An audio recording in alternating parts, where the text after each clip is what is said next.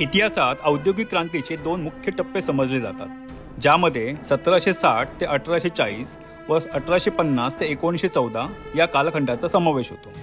याच कालखंडात steam engine, spinning mule, cotton gene, विद्युत बल्ब अशा बऱ्याच गोष्टींचा शोध लागला. औद्योगिक क्रांतीने जगभरात तांत्रिक, आर्थिक आणि सामाजिक बदल घडवून आणले आणि त्याचबरोबर वेगवेगळ्या देशांमध्ये औद्योगिक क्षेत्रात स्वतःला इतरांपेक्षा अग्रेसर ठेवण्याची स्पर्धा सुरू झाली.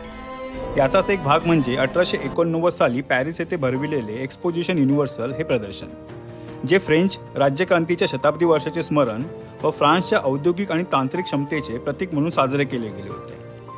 आयफल टॉवरचे उद्घाटन या प्रदर्शनातच करण्यात आले होते व तो या प्रदर्शनाचा मुख्य आकर्षणही होता. सुरुवातीला प्रदर्शनानंतर त्याला काढून टाकण्यात येणार होते, पण पहिले महायुद्ध सुरू झाल्याने व त्याची उंची जास्त असल्याने त्याचा वापर रेडिओ ट्रान्समिशन आणि विविध वैज्ञानिक प्रयोगांसाठी केला जाऊ लागला. तसेच स्थापत्यशास्त्र आणि अभियांत्रिकी क्षेत्रातील एक चमत्कार म्हणून त्याची ओळख सर्व जगभर झाल्याने हजारो पर्यटक पॅरिसला भेट देऊ लागले. त्यामुळे पॅरिसच्या अर्थव्यवस्थेला फायदा झाला आणि त्यामुळे आयफल टॉवर कायमस्वरूपी तिथेच राहील. पण असा हा भव्य दिव्य टॉवर पॅरिसऐवजी बार्सिलोना येथे उभारण्यात येणार होता. यामागे काय इतिहास आहे हे आपण समजून घेऊ.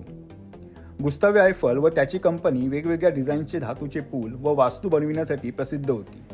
त्याचा अमेरिकेतील स्टॅच्यू ऑफ लिबर्टीच्या बांधकामातही सहभाग होता. 1888 मध्ये गुस्तावे आयफल व त्याच्या कंपनीला एक भव्य प्रकल्प हाती घेण्याची संधी मिळाली, ज्यात युनिव्हर्सल एक्झिबिशनमध्ये आयफलने बार्सिलोना शहराच्या अधिकाऱ्यांसमोर धातूच्या अभूतपूर्व उंच टॉवरची डिझाईन व प्रस्ताव सादर केले. हेच ते होते डिझाईन. हा टॉवर बार्सिलोनामध्ये उभारण्यात येणार होता, जो तेथील औद्योगिक कौशल्याचे प्रतीक बनावा अशी त्याची इच्छा होती. पण बार्सिलोना शहराच्या अधिकाऱ्यांना हा प्रस्ताव फारसा आवडला नाही. त्यांना टॉवरचा प्रस्ताव खूपच आधुनिक आणि महाग वाटला. तसेच त्यांना असे वाटले की टॉवर शहराच्या विद्यमान वास्तुशिल्पशैलीत बसणार नाही. अधिकाऱ्यांना आयफलच्या प्रस्तावातील तांत्रिक आव्हाने आणि खर्चाबद्दल शंका होती, त्यामुळे त्यांनी तो प्रस्ताव फेटाळला. बार्सिलोनाच्या निर्णयाने निराश न होता गुस्तावे आयफलने आपले डिझाईन फ्रेंच सरकारला सादर केले. फ्रेंच सरकारने आयफलचा प्रस्ताव स्वीकारला, कारण त्यांना वाटले की टॉवर पॅरिसच्या औद्योगिक प्रगतीचे प्रतीक ठरू शकतो. 28 जानेवारी 1887 मध्ये आयफल टॉवरचे बांधकाम सुरू झाले.